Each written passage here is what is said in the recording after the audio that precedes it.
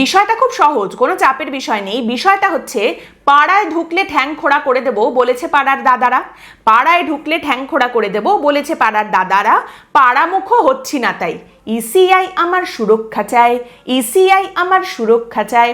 দেখুন, এই মুহূর্তে পশ্চিমবঙ্গে সব থেকে বেশি কমপ্লিকেটেড যে মানুষটার জীবন, তিনি হচ্ছেন একজন বিএলও। বিএলও মানে বুথ লেভেল অফিসার। তাকে এই মুহূর্তে যে পরিমাণ সমস্যার সম্মুখীন হতে হচ্ছে, যতগুলো প্রশ্নের সম্মুখীন হতে হচ্ছে, তাতে বলা যায় যে বর্তমানে তিনি সব থেকে চাপের মধ্যে রয়েছেন।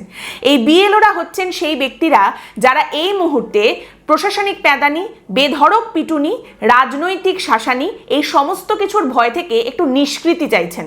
তারা চাইছেন তাদের কাজটা করতে, এবং আজকের এই পর্বটা তাদের জন্যেই, তাদের নিয়েই। এই মুহূর্তে বিএলও হিসেবে যাদের কাজ করার কথা, তারা তিনটে দাবি সামনে রাখছেন। প্রথম কথা হচ্ছে নিরাপত্তা এবং সুরক্ষা। নিরাপত্তা এবং সুরক্ষা কি করে পাওয়া যাবে, কি করে নিশ্চিত করবে নির্বাচন কমিশন এবং প্রশাসন? বিএলও হিসেবে যারা কাজ করতে যাবেন তাদের বক্তব্য চারিদিক থেকে, বিশেষ করে শাসক দলের তরফ থেকে বিএলওদের নানা রকম ভাবে হুমকি দেওয়া হচ্ছে, হুঁশিয়ারি দেওয়া হচ্ছে, ভয় দেখানো হচ্ছে। বিশেষ করে আপনারা নিশ্চয়ই শুনেছেন, বিএলওরা আসলে তাদের গাছের সঙ্গে বেঁধে রাখা হবে, এইরকম হুমকি হুঁশিয়ারি দেওয়া হচ্ছে তৃণমূল কংগ্রেসের তরফ থেকে। যেমন কোচবিহার জেলার তৃণমূল কংগ্রেসের যিনি চেয়ারম্যান গিরীন্দ্রনাথ বর্মন, তিনি গাছের সঙ্গে বিএলওদের বেঁধে রাখার কথা বলেছেন। আবার বিএলওরা ভোটার তালিকা নিয়ে এলে তাদের গাছের সঙ্গে বেঁধে রাখা হবে, এরকম হুঁশিয়ারি দিয়েছেন বিধায়ক, তৃণমূল কংগ্রেসের বিধায়ক শ্যামল মণ্ডলও। তো এই পরিস্থিতিতে বিএলওরা কিভাবে তাদের কাজটা করবেন? তাদের যদি বাড়ি বাড়ি গিয়ে ফর্ম বিলি করতে হয়, এবং বিশেষ করে যদি দেখা যায় যে সন্ধেবেলা তাদের কাজটা করতে হচ্ছে, সন্ধে 8টা, 8:30, 9টার সময় যদি একজন মহিলা বিএলও ধরুন, তাকে যদি অচেনা বাড়ি বাড়ি গিয়ে এই ফর্ম বিলি করতে হয়, তাহলে সেটা কি করে হবে? তাহলে সেক্ষেত্রে অবশ্যই করে নিরাপত্তা দরকার। কেন্দ্রীয় বাহিনী প্রয়োজন হলে নিরাপত্তা দিক, তাহলে আমরা এই কাজটা করতে রাজি আছি। অনেক বিএলওরা কিন্তু এই কথা বলছেন। আপনারা জানেন, এই যে এনুমারেশন ফর্ম যেটা বিলি করা হবে, বলা হচ্ছে সেই ফর্ম ডাউনলোড করা হয়ে গেছে, ছাপা হতে চলে যাবে, এবং 4 নভেম্বরের আগে সেই ছাপা হয়ে এসে ফর্মগুলো বিএলওদের হাতে তুলে দেওয়া হবে। নির্বাচন কমিশনের আগের যা ঘোষণা, সেই অনুযায়ী 4 নভেম্বর থেকে বিএলওরা কিন্তু বাড়ি বাড়ি গিয়ে এই ফর্ম দিতে শুরু করবেন। তার আগে বিএলওদের তরফ থেকে এই দাবিগুলো সামনে রাখা হচ্ছে। প্রথম দাবি নিরাপত্তা এবং সুরক্ষার, এই হুমকি শাসানি এই সমস্ত কিছুর মাঝখানে। এইবার কথা হচ্ছে সন্ধেবেলা বিএলওরা কেন যাবেন? এখান থেকেই উঠে আসছে বিএলওদের দ্বিতীয় দাবি। তাদের দাবি হচ্ছে অন ডিউটি দিতে হবে, অর্থাৎ যে সময়টা তারা স্কুলের কাজ করেন দিনের বেলা, সেই সময়টায় তারা কাজ করতে চাইছেন। তাহলে সেই সময়টায় তারা যাতে কাজটা করতে পারেন, সেটা তাদের লিখিতভাবে নির্বাচন কমিশনের তরফ থেকে দিতে হবে। না হলে এই বিএলওদের বক্তব্য হচ্ছে, আমাদের যদি নর্মাল স্কুলের ডিউটি করে এসে তারপর এই এসআইআর এর কাজ করতে হয়, সেটা কি করে সম্ভব একজন মানুষের পক্ষে? সারাদিন স্কুলের কাজ করব, স্কুলের কাজ করে বাড়ি ফিরে তারপর সন্ধেবেলা এই ফর্ম বিলি করা, তারপর যা যা এসআইআর এর কাজ আছে সেগুলো করতে বেরোবো, এটা কি করে হতে পারে? একজন মানুষ তাহলে কি 24 ঘন্টাই কাজ করবেন? এবং এখানে কিছু শিক্ষক যারা বিএলওর কাজ করবেন, তারা বলছেন যে আমরা স্কুলে যাচ্ছি, সারাদিন স্কুলের কাজ করছি, স্কুলে পড়াচ্ছি, তারপর এখন শীতকাল, 5টা বাজলে সন্ধে হয়ে যাচ্ছে, সন্ধে 6টা, 6:30টায় আমরা বাড়ি ফিরছি, তারপর কি আবার 7টা থেকে এই ফর্ম বিলি করার কাজে বেরোবো?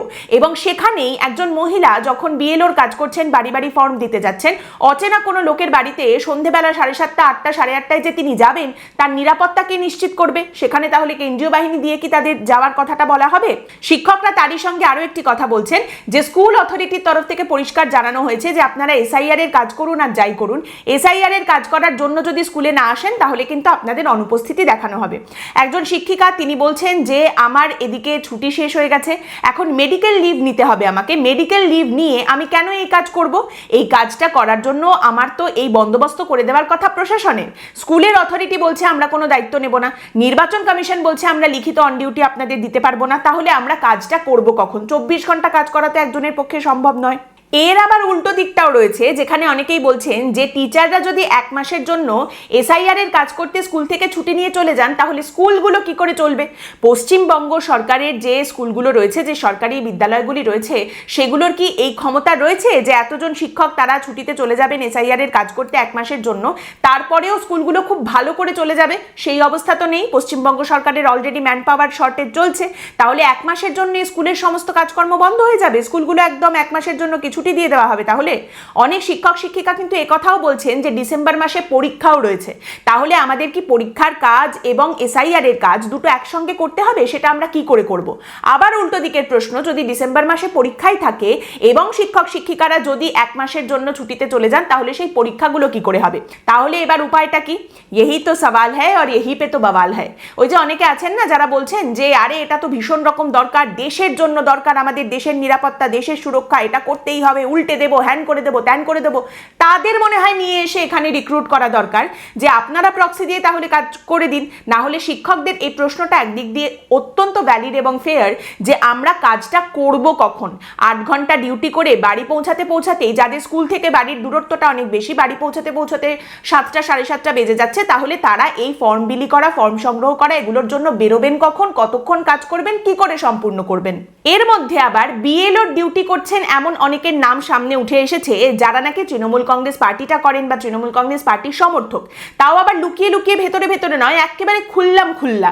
প্রধান বিরোধী দল বিজেপির তরফ থেকে এরকম লোকজনের নাম সামনে রাখা হচ্ছে, অভিযোগ করা হচ্ছে তৃণমূলের লোক, এরা বিএলওর কাজ করবে, এসআইআর করবে, কি করে ঠিক করে তাহলে কাজটা হবে?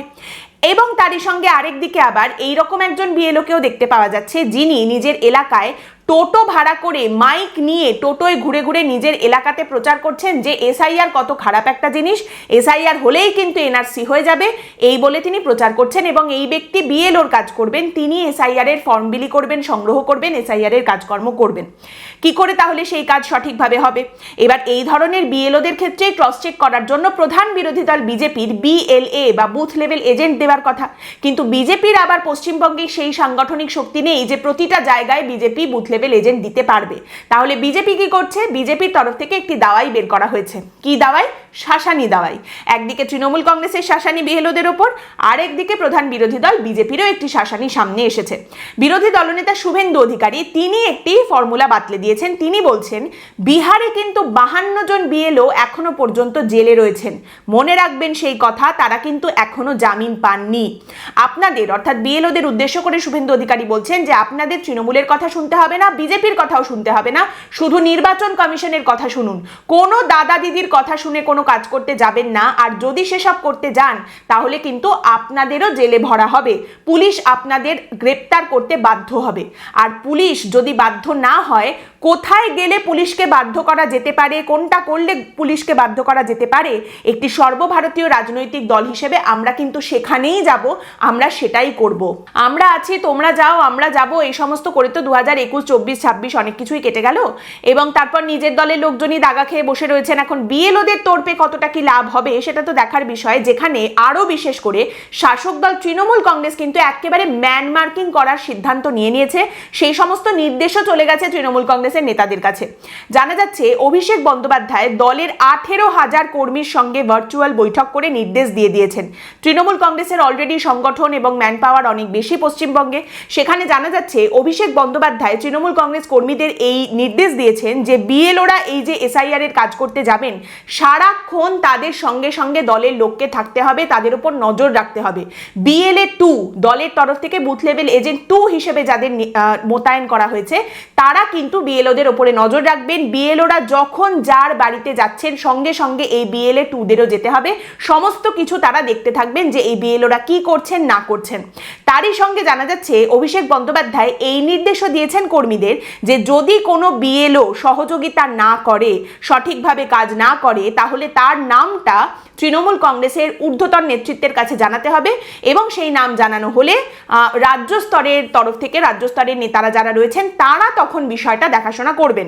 তারই সঙ্গে 100% ফর্ম যাতে ফিল আপ হয় সেটা নিশ্চিত করতে হবে এই বিএলএ 2দের, সেই নির্দেশও অভিষেক বন্দ্যোপাধ্যায় দিয়েছেন। এবং তিনি বলেছেন এই একটা মাস সব কিছু ভুলে শুধু বিএলওদের ওপরে নজর রাখতে হবে, এসআইআর প্রক্রিয়া সঠিকভাবে হচ্ছে কিনা সেটা দেখতে হবে, বিএলওদের সঙ্গে সঙ্গে প্রতিটা জায়গায় যেতে হবে, প্রত্যেকটা বাড়ি বাড়ি যেতে হবে, তারা কি করছেন, কাকে দিয়ে ফর্ম ফিল আপ করাচ্ছেন, কোনো গন্ডগোল হচ্ছে কিনা, একজনেরও নাম বাদ যাচ্ছে কিনা, এই সমস্ত কিছুর ওপরে তাদের নজর রাখতে হবে। তারই সঙ্গে অভিষেক বন্দ্যোপাধ্যায় নির্দেশ দিয়েছেন প্রত্যেকটা বিধানসভায় একটা করে ওয়ার রুম বা একটা করে যুদ্ধ ঘর খোলা হবে, যারা এই কাজগুলোর ওপরে তদারকি করবেন। এবার সেই ওয়ার রুমের গঠন কিরকম হবে, সেখানে কারা থাকবেন, সেটাও অভিষেক বন্দ্যোপাধ্যায় বলে দিয়েছেন। ওই নির্দিষ্ট অঞ্চলের ব্লক সভাপতি থেকে শুরু করে বিধায়ক, সাংসদ, তারা কিন্তু এই গোটা প্রসেসটা তদারকি করবেন যে ঠিকঠাকভাবে নজর রাখা হচ্ছে কি না। তারই সঙ্গে বলা হয়েছে তৃণমূলের তরফ থেকে যে ওয়ার রুমের ভেতরে 15 জন ওয়ার রুমের দায়িত্বে থাকবেন, যার মধ্যে 10 জন ওই BLA 2 যারা BLOদের উপরে নজর রাখছে তাদের সঙ্গে যোগাযোগ রাখবেন, বাকি 5 জন ডেটা এন্ট্রির কাজ করবেন। তৃণমূলের তরফ থেকে এত দূর পর্যন্ত ছককষা হয়ে গেছে, এত দূর পর্যন্ত সমস্ত সেট করা হয়ে গেছে। সেখানে দাঁড়িয়ে বিজেপি যদি মাঠে থাকতে না পারে, একেবারে যেখানে BLOরা যাচ্ছে বা তৃণমূলের BLA 2 যেখানে যেখানে যাচ্ছে, যেভাবে BLOদের উপরে নজর রাখছে, সেইভাবে বিজেপির যারা BLA বা বুথ লেভেল এজেন্ট তারা যদি মাঠে থাকতে না পারেন, সেক্ষেত্রে শুধুমাত্র শাসানি দিয়ে জেলে ভরে দেওয়া হবে এই ভয় দেখিয়ে কতদূর কি কাজ হাসিল করতে পারবে প্রধান বিরোধী দল, সেই নিয়ে কিন্তু একটা সন্দেহের জায়গা থেকেই যাচ্ছে। তারই সঙ্গে মনে করিয়ে দিই, BLOদের মধ্যে তৃণমূল কংগ্রেসের লোক ঢুকে গেছে এই অভিযোগও কিন্তু আছে। BLOদের মধ্যে তৃণমূলের লোক, BLOদের উপর নজর রাখার জন্য তৃণমূলের লোক, সেখানে দাঁড়িয়ে বিজেপি মাঠে ময়দানে না থাকলে কতটা কি হবে, সেটা SIR এর কাজ কিভাবে এগোবে সেটা দেখতেই পাওয়া যাবে। বিশেষ করে আরো একটা কথা, যে এই নির্বাচনের আগে SIR এর কাজটা শুধুমাত্র ভোটার তালিকার শুদ্ধিকরণ নয়, কিন্তু এই SIR এর কাজ কিন্তু এটাও দেখিয়ে দেবে যে বুথ লেভেলে কার দম বেশি, কার দাপট বেশি। জীবনের কিছু ফান্ডামেন্টাল প্রশ্ন আছে, যেমন একটা প্রশ্ন হলো রাখে হরি তো মারে কে, কিন্তু তারই সঙ্গে আরেকটা প্রশ্ন হতে পারে মারে হরি তো রাখে কে। এই মুহূর্তে দেখা যাচ্ছে, দেখুন BLOদের কাজ হচ্ছে SIR এর কাজ সঠিকভাবে করা, ম্যাপিং করা, 2002 এর ভোটার তালিকায় কাদের নাম ছিল কাদের নাম ছিল না সেই সমস্ত দেখা, কিন্তু BLOদের দেখার কাজটা কাদের, সেই প্রশ্নটাও এই মুহূর্তে উঠে আসছে। কেন উঠে আসছে? তার কারণ অদ্ভুত একটি খবর সামনে এসেছে নদিয়ার চাকদা থেকে, যেখানে বলা হচ্ছে 322 জন BLO ডিউটি করবেন, তার মধ্যে 13 জন BLOর 2002 এর ভোটার তালিকায় নাম নেই। অর্থাৎ BLO যারা বাড়ি বাড়ি গিয়ে এটা দেখবেন এবং নিশ্চিত করবেন যে কাদের নাম 2002 এর ভোটার তালিকায় আছে আর কাদের নাম নেই, তার মধ্যেই 13 জনের নাম 2002 এর ভোটার তালিকায় নেই, এই কথা জানাচ্ছেন সেখানকার BDO। এবার যত সময় যাবে আশা করা যায় যে এইরকম আরও নাম হয়তো সামনে উঠে আসবে। সেক্ষেত্রে কি ধরনের পদক্ষেপ নেওয়া হবে বা কি করা হবে সেটাও এখন দেখার বিষয়। এর মাঝে নির্বাচন কমিশন হয়ে গেছে সেই ঢোলটা, যেটাকে কেউ এদিক থেকে পেটাচ্ছে তো কেউ ওদিক থেকে পেটাচ্ছে। কথায় কথায় সবাই বলছে আমরা নির্বাচন কমিশন ঘেরাও করব। তৃণমূল কংগ্রেস বলছে একজন বৈধ ভোটারেরও নাম বাদ গেলে আমরা নির্বাচন কমিশন ঘেরাও করব। আবার বিজেপি বলছে একজন অবৈধ ভোটারের নামও যদি থেকে যায় তালিকায় আমরা নির্বাচন কমিশন ঘেরাও করব। মানে নির্বাচন কমিশন হচ্ছে সেই ঘন্টা, যে পারছে বাজিয়ে দিয়ে চলে যাচ্ছে, এদিকে সমস্ত কাজের দায়িত্বও সেই নির্বাচন কমিশনের ওপরেই। এই চাপে এই পরিস্থিতিতে কিভাবে কাজ করা যায় সে তো নির্বাচন কমিশনই দেখাবে। আগামী 48 ঘন্টা পরে যেটা হতে চলেছে পশ্চিমবঙ্গে, নির্বাচন কমিশনের এই যে SIR এর কাজ শুরু হওয়ার পরে পশ্চিমবঙ্গে যা যা ঘটতে চলেছে, সেই সমস্ত কিছুর সঙ্গে ডিল করার জন্য আমাদের প্রয়োজন একটু ধৈর্য, একটু হাস্যরস আর অনেকটা স্পষ্টতা। ওভারওয়েলমড হবেন না, মাথা ঠান্ডা রাখুন। মাথা ঠান্ডা রাখা কিন্তু এই মুহূর্তে সব থেকে বড় চ্যালেঞ্জ। চিৎকার, চেঁচামেচি, কথা, পাল্টা কথা, দোষারোপ এগুলো চলতেই থাকবে, কিন্তু এর মাঝে মাথা ঠান্ডা রাখাটা হচ্ছে সব থেকে বড় চ্যালেঞ্জ। সেটাই করার চেষ্টা করুন। পাশে থাকুন, পাশে আছি। আজকের পর্ব এখানেই শেষ করছি। আপনাদের মতামত অবশ্যই জানাবেন। পরের দিন দেখা হবে অন্য বিষয় নিয়ে আলোচনায়। ভালো থাকবেন।